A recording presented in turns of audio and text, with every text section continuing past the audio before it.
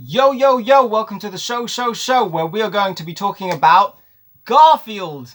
But not that Garfield, we're talking about Garfield, the movie, 2024, starring Garfield the cat and also Chris Pratt as Garfield. Now, right off the bat, I did not like the movie. I love Garfield, right? Millions of people love Garfield. And the movie, I just want to say, I know directors, editors, sound people, right, they work really hard. The animators, they all work really hard. So not to discredit many of the individuals who made the film, but it's a terrible film. It's a terrible film. And it's terrible for so many reasons. And I was thinking, like, a minute into the movie, I was thinking, wow, this is bad. This doesn't feel like Garfield, it doesn't look like Garfield, like none of the world looks right, the cat doesn't look right, and it's like, it doesn't feel like Garfield, it's not funny like Garfield, it doesn't have the right tone of Garfield, it's all completely wrong. And I was thinking, well look, okay, so it's terrible Garfield within a minute, but I'm thinking, but imagine it was a completely different movie. Imagine that all this is it's like a film called Tommy the Cat and Bobo the dog, right? Instead of Odie the dog. So I'm trying to watch it going, I'm just imagining he's called Tommy and the dog is not called Odie, the dog is called Bo or Bobo. And it's still a terrible film. It's like, even if it had nothing to do with Garfield, which it doesn't in many ways, it's still bad. It's like, I was kind of watching it thinking, there's like no redeeming features. The standard of CGI movies today, in that regard, it doesn't look good. It looks kind of like television CGI and not even very good. And the writing is bad, the story is bad, the music is bad, the voice acting is awful.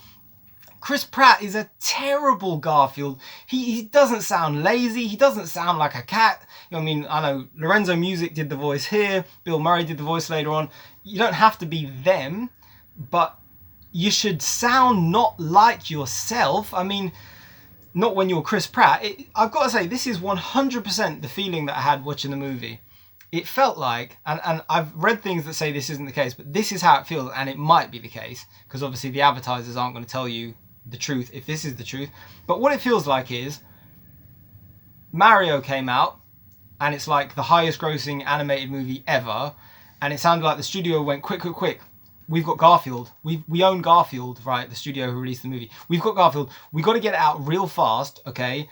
And what we can do is we will get Chris Pratt to play Garfield, and we'll try to make it sort of trick the kids a little bit into thinking they're going to see something like Mario.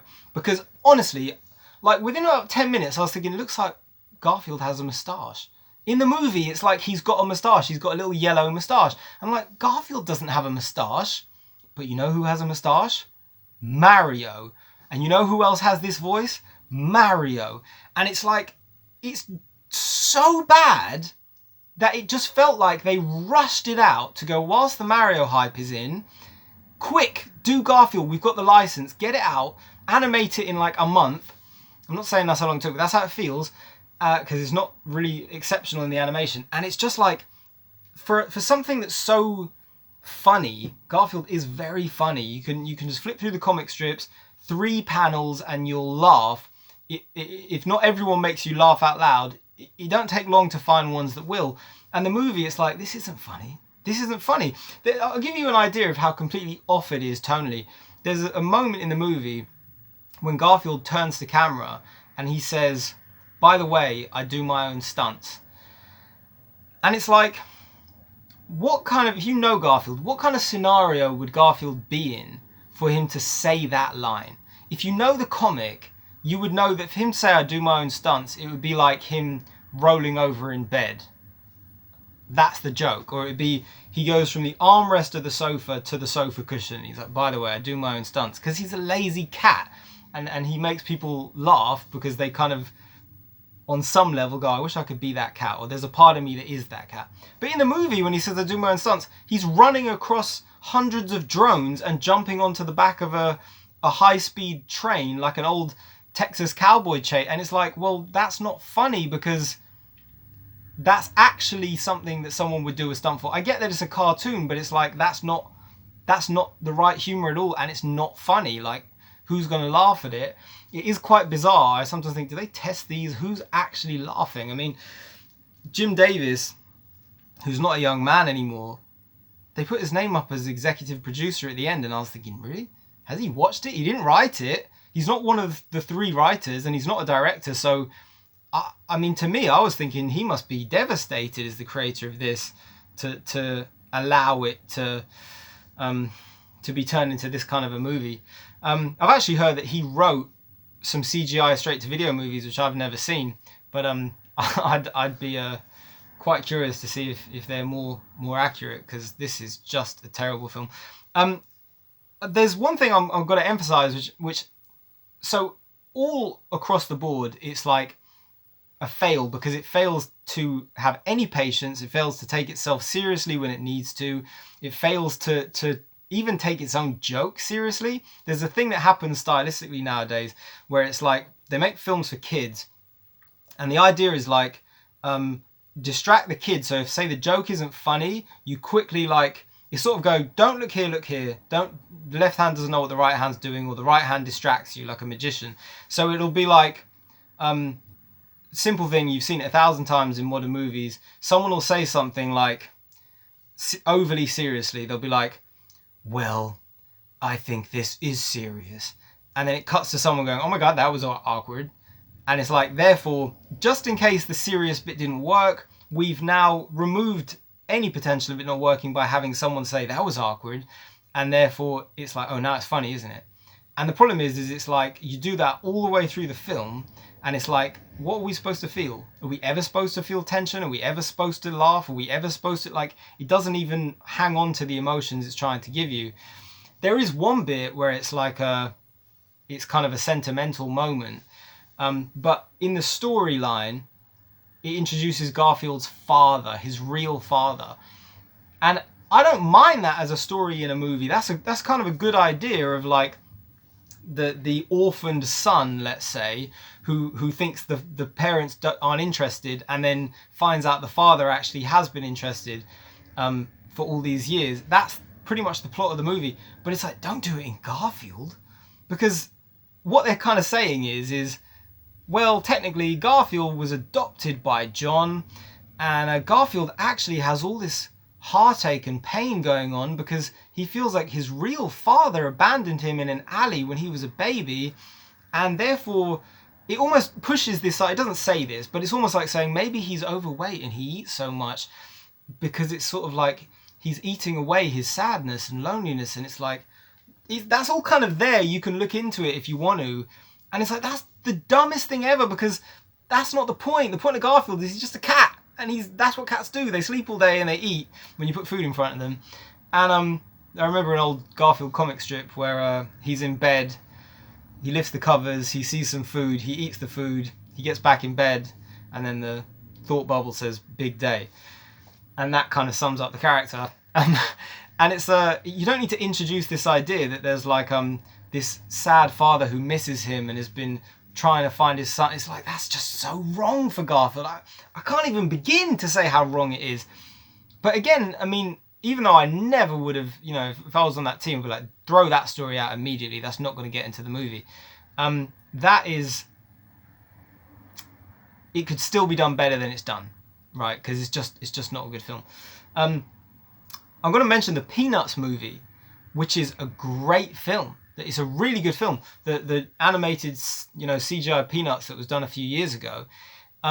It's crazy because that movie was done after Schultz, the creator of the Peanuts, he died, and the makers of the film went to his family, and they were so careful to make sure every design looked exactly right and everything felt right and it was tonally right, and they managed to do it all without Schultz even being alive.